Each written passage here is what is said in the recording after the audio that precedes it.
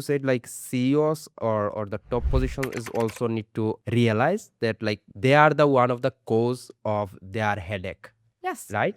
How do you help them to realize that like, okay, this is the reason why your customers is getting down is because of you? Data and stories. It can never be what I think, what I feel, what I believe, right? Those words are out the window. You can't use that when you're trying to get buy-in. I always lead with data because data doesn't lie, right? Well, Mhm. good data, clean data doesn't lie. If Yeah. you've got good, accurate, current data, great. It's gonna tell the story for you.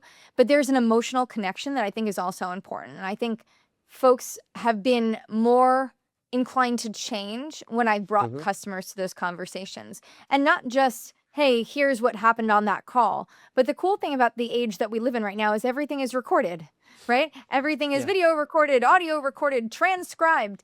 Being Yeah. able to take sound bites from those Mm. conversations where you can see and hear and feel the customer, their tone, Mm. their frustration, right? Their concerns. When you can hear it in their voice and see it in front of you, it's hard to ignore. And so for me, that has been a powerful combination, right? Here's the data that suggests this, and I can show you that data at scale across the board, right? People don't lie in the data. But then also here are the stories. These are the lived experiences and the frustration or the excitement and the passion that your customers might have about your brand. Allowing people to see both of those Mhm. has helped get them aligned to what the reality is. Now, listen, that might not be enough to get them to change, but in those cases, like I said, I throw my hands up. If you don't want to change, you want to continue being part of the problem, that's not anything I can solve for. You have to Absolutely. want Yeah. to change, right? It's like trying to get somebody to break a bad habit.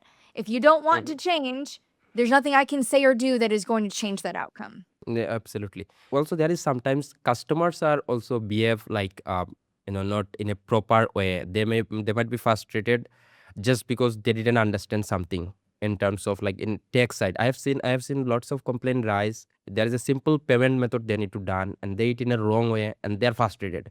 As a customer success executive, how you see these kind of situations from like whatever customer is doing in with the product?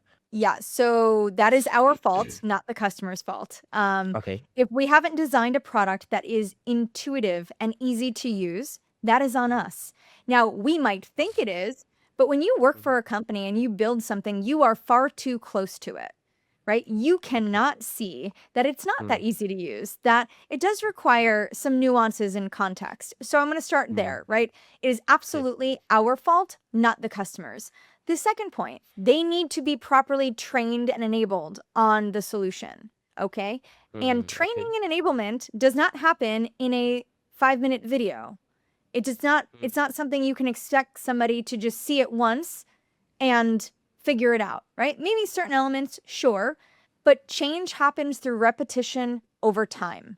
That means the team needs to continue to reinforce and help guide them and show them, especially if it's complex software. So it's not enough to say, oh, well, we showed them once. No. Mm. How Yeah. have they adopted it and embedded that into their workflow? There are tons of things that I use that I'm like, I don't know, maybe using 10% of it, maybe only 5% of it right, Mhm. because I've not been trained or enabled on it. I've been left to my own devices to figure it out, right? There's tons of solutions out there that you pay for that you don't get a designated CSM. You don't even have a digital onboarding experience. Maybe you have some in-app guides or a pop-up once in a while that says, hey, click here, do this.